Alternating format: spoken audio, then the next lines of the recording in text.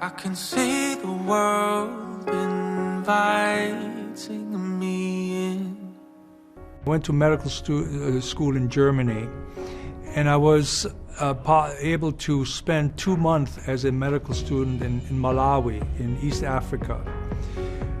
Ever since then, I had a fantastic experience. I was always hoping that at some point during my career, I would be able to return to East Africa and work and train and educate and teach and so forth. That was not possible until really 14 years ago, when I was taking care of a very prominent patient from Tanzania who invited me to visit him in his country a year later.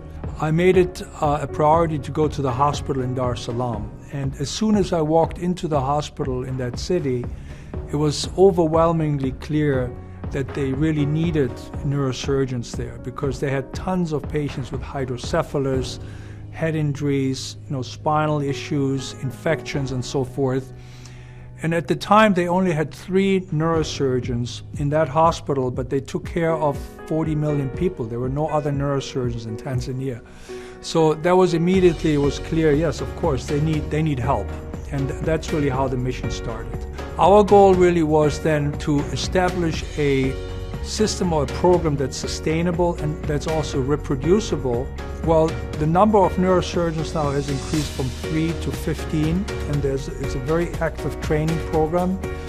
We've published many papers now over the years on head trauma, head injury, and now recently also on spine trauma, where we were able to show that we decreased the time to surgery significantly. And in terms of education, we have by now, I think, 15 or so visiting surgeons from Tanzania who came to New York.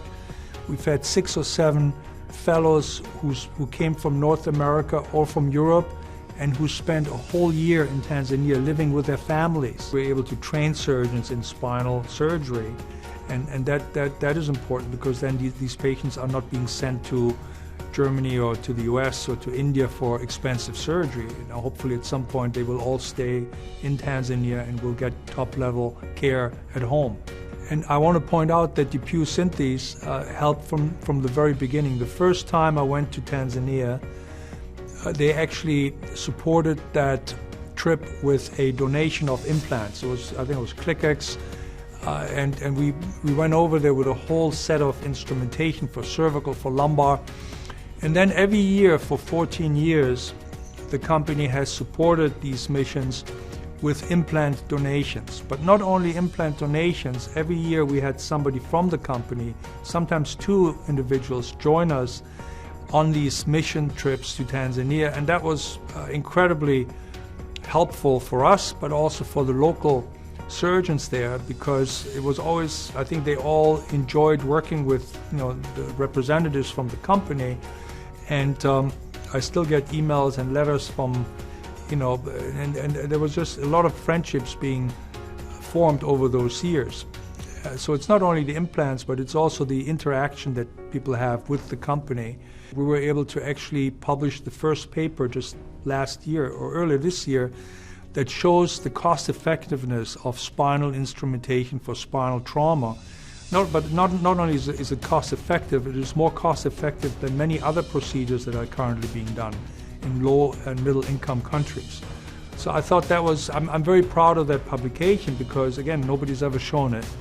And it was only possible because of the support from a company like yours. Yes, I'm proud to be that way. Yes, I'm proud.